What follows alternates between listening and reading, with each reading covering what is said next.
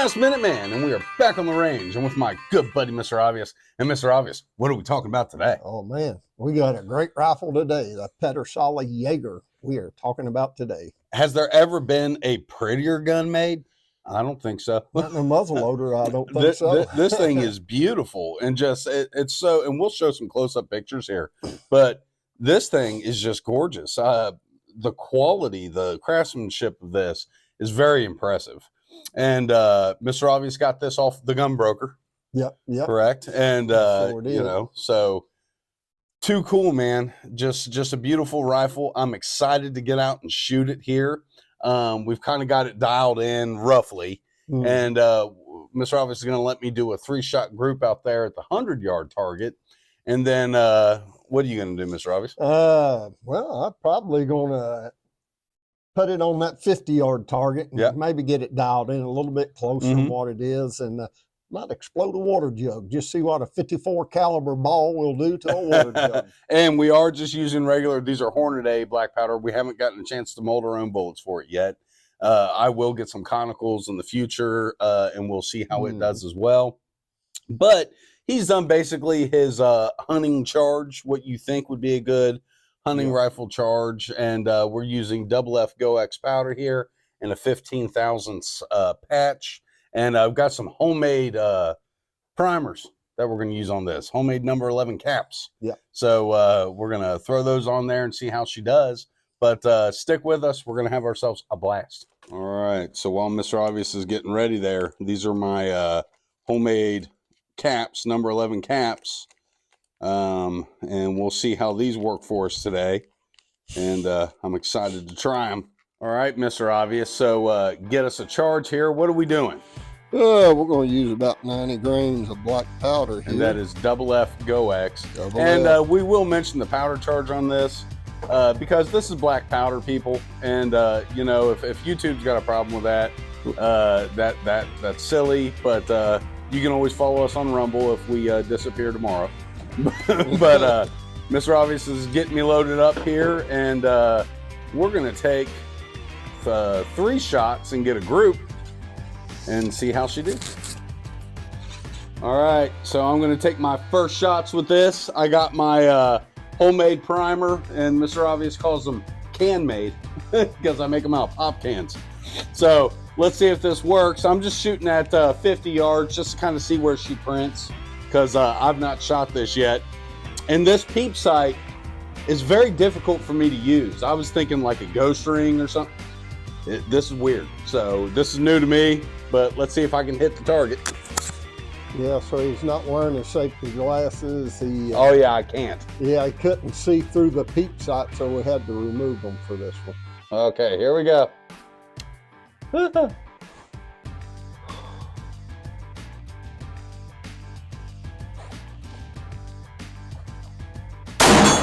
Woohoo! All right, and it is, like you said, hitting a little bit low. I split that dot there at 50, but let's go out to 100. I'm confident. I think I can do it. But what do you think about these homemade primers? Sweet, they work great, didn't they? Homemade knocks a hole right through the center of them, but can-made primers. All right, so we're ready to go. We've got this loaded up with our ball ammo. We are switching to a CCI primer just because we want everything to be as consistent as possible. And when I made these can-made primers, I don't really measure that out. I just eyeball it when I fill it. So they may not be consistent. Some are hotter than others. So we're going to do that. Again, I wanted to mention why I'm not wearing safety glasses. That is just something that doesn't work with this peep sight. And let's be honest, people, the old Jaeger soldiers, we're not using safety goggles or anything when they were shooting. I'm sure I'm fine for this demonstration today. All right, got my number 11 cap on there. We're looking out here at 100. Let's see if I can hold still. This is difficult for me. I'm having to focus really hard with this peep sight. Okay, here we go.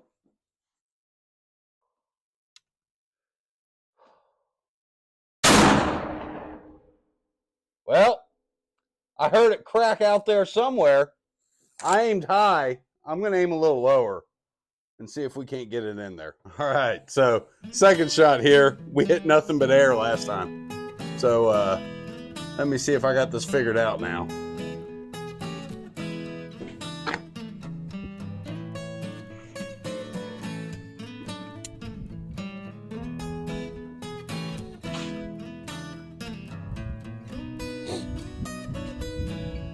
Okay, here we go.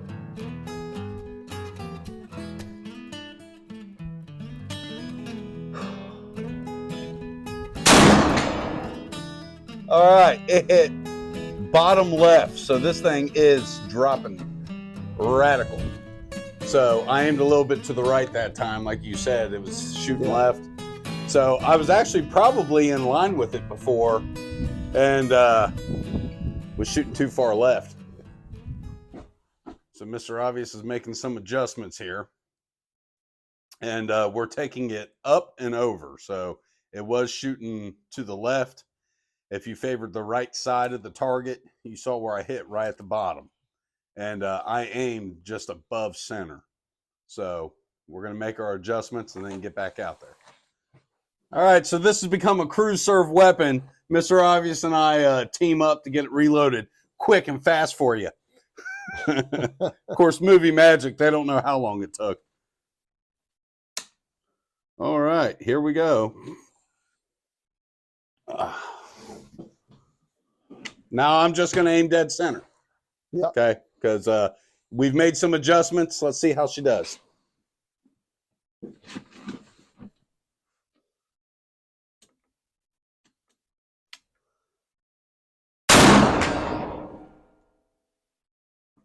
And where'd I hit? I definitely hit it. Don't know. Knocked the heck out of it. It knocked the heck out of it. Well, let's load up one more. I'll just shoot one more at it, and we'll go down there, and a two-shot group's going to have to do. This takes a while, folks. All right, so I went back and watched the video, and it looks like I hit right on top my first shot that hit, which kind of makes sense because I was aiming high right before and hit low left. Now I was aiming dead center and hitting right on top that. So we didn't make another adjustment. I'm just going to aim in the same spot and see if I get a group. And then we'll go down there, check it out, and then we'll fine tune it for some more shooting. But this, you get the idea.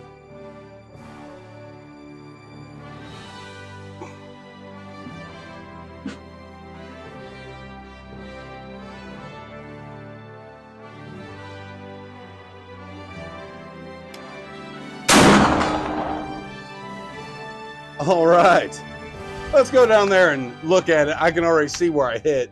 Looks like I hit a little bit further right, but it's grouping. So well, you want to go ahead and just put another one on top of that one? Okay, hell, I'll shoot more. Ready? All right, so we're going to take our final shot. And that way we got a 3-shot group on there. And everybody's happy that way. Okay, here we go. Let's see how I do here.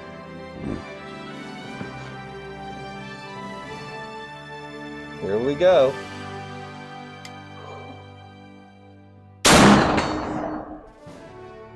All right. I see where that hit. So we're hitting. That looks like 2 minutes of angle, but we'll get down there and for give open it a sights. That ain't bad. Scope it would stack them. Well, you know, and I've never shot with a peep sight like this. Your mileage may vary. For me, it's just different. I'm getting better as I'm going though. I'm picking it up quicker. I have to really focus on this though. But let's get down there and take a look. All right.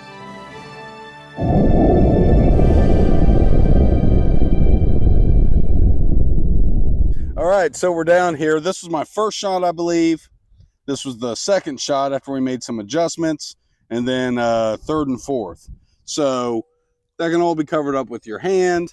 Once we get this, and Mr. Obvious is going to make some adjustments, and we'll get that group here. That's actually not a bad group with open sights, and you know I'm happy with that. But we'll get it dialed up closer here and then we'll shoot some water jugs. And what do you think, Mr. Obvious? Yeah, whatever we can hit. All right, so Mr. Obvious has made some fine adjustments here, and we're zeroing this thing for Mr. Obvious. This is going to be his hunting rifle. So since we're zeroing it for you, let's get it fine-tuned.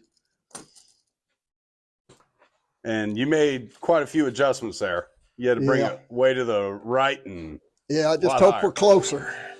Yep. Yep. All right. Let's see where you hit out there.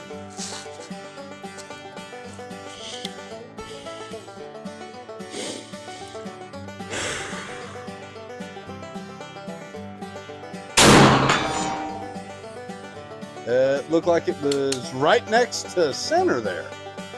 Yep. Would you look at that? Love it when a plan comes together. I love it. All right. You want to make another adjustment, or do you want to just roll with that?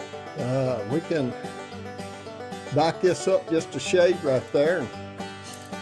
We do one more, then we go to the milk jug and the 50 yard. Oh, all right.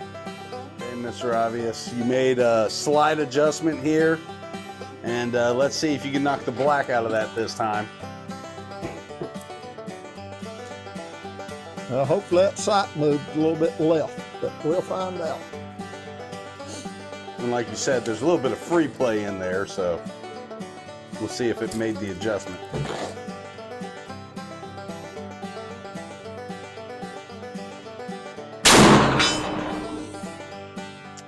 And I think you did just knock the black out. I think I knocked the black out of it. I think you did. Let's go down there and take a look. All right, Mr. Obvious, we were both wrong. Yeah, hit here the first time, hit here the second time, so I had a flyer. It may have been me. That trigger is so touchy on that gun. And we'll show you in the after action here, but that is the lightest trigger I've ever seen. Which should, I mean, it'll benefit you, but anything takes practice. Yeah. But yeah, I mean, that thing is a shooter. Let's get over here and shoot a water jug at 50 yards and see what that round ball will do to it.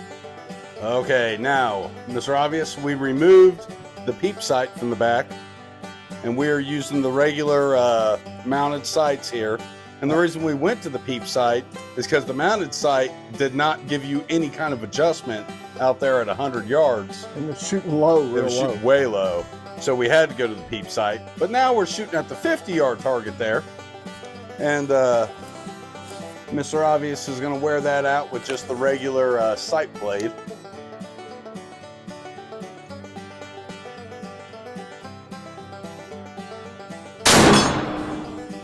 And it's still printing a little low on that. So that's something, there is no adjustment for that rear sight. So that's just the way it is. Yeah. So you're gonna have to Kentucky windage it and hit that water jug there. I know where to hold. All right. Let's rock and roll. Okay, Mr. Obvious. That water jug down there laughing at us. It won't be long. Won't be long. It's time to take him out. Show him who the boss is. Are you ready? I am ready, good sir. Oh! Good God, man. You see? Did you see that? I saw it. It opened up, then closed back. Oh, that's awesome. I'm going to go grab it and bring it up here.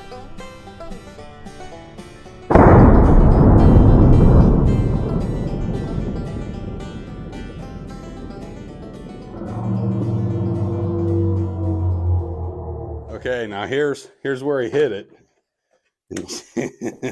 You can see here, right there, that big 54 caliber slug entering, and it exited somewhere towards the bottom. But that thing just opened up and then came right back together. That is crazy. Yeah. Yeah. Yeah, just that regular ball ammo is pretty rough, man. Yeah. It's devastating, that big old 54 caliber. Wrecking ball. And we are back with our after action report. And what do we have to report today, Mr. Obvious? Well, we got a report. We was shooting good, but having a little technical difficulties with this peep sight moving around. Well, it's anything that you're using, you got to train with. I mean, this is kind of out of our wheelhouse, or at least it is mine. You know, this is nothing like a ghost ring sight. I was kind of thinking, oh, I bet that's something like a ghost ring. No, it's the concept's kind of there, but it's different. You are not going to get a quick acquisition on target using this, or at least I'm not. So, yeah, if I was hunting with this rifle, I personally wouldn't want this peep sight. Now, someone out there that does this a lot, I know we've got a few competition shooters that watch our channel, and they can tell us a lot more about this. But for myself, this was very difficult. Now, I've got a little bit of free play in the right to left. The up and down seems pretty good, but when I move my right and left, my up and down move. So there's something going on there. I have to figure that out. Right. But if anybody out there knows anything about a rear sight that's adjustable for one of these Pedersolis, this is a Jegar model. Comment below and let me know what I could get for this to put a regular sight that's adjustable up and down. Yeah, I know I had seen some of these rifles that Pedersoli makes has a fiber optic sight that's in them. Now, if you were going to actually go do a competition, a traditional shoot, you couldn't have that. But I mean, that's not what you're into. That's not what you're doing. This is a hunting rifle. And I mean, I'd say it shoots very well.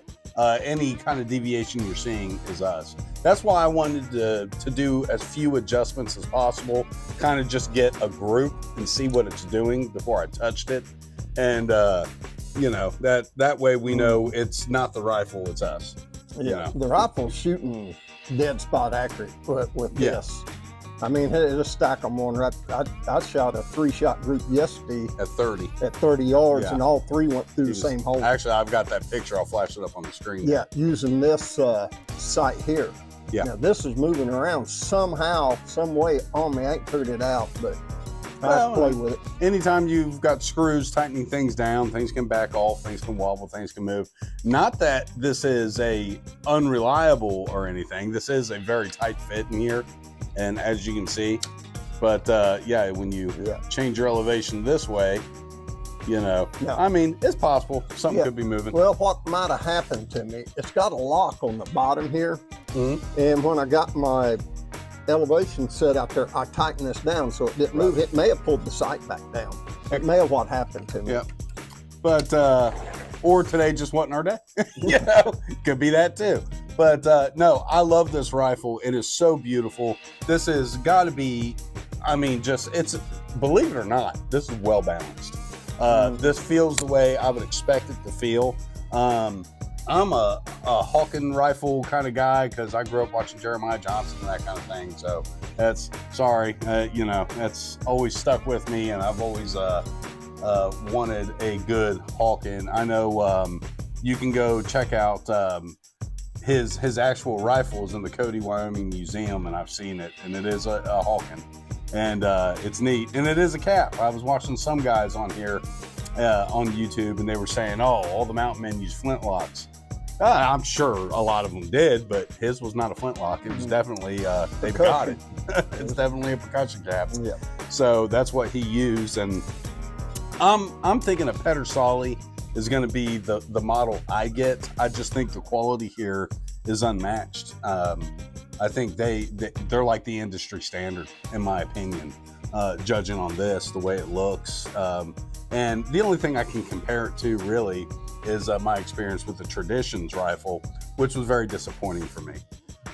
So if you're going to get one and really use it and go pack around in the woods and stuff with it, get a Pedersoli. I think a Lyman is a great rifle as well. Lyman makes a good Lyman one. makes a really good one. And some of the few years there, I think Pedersoli even made the rifles for Lyman. Well, I think they worked together. I think it was like a Lyman barrel and a Pedersoli wood stock, and you know, something like that. And those great shooters. Yeah, and they're expensive now. They were reasonable at one time, you know, but no longer, as so many things are coming to be.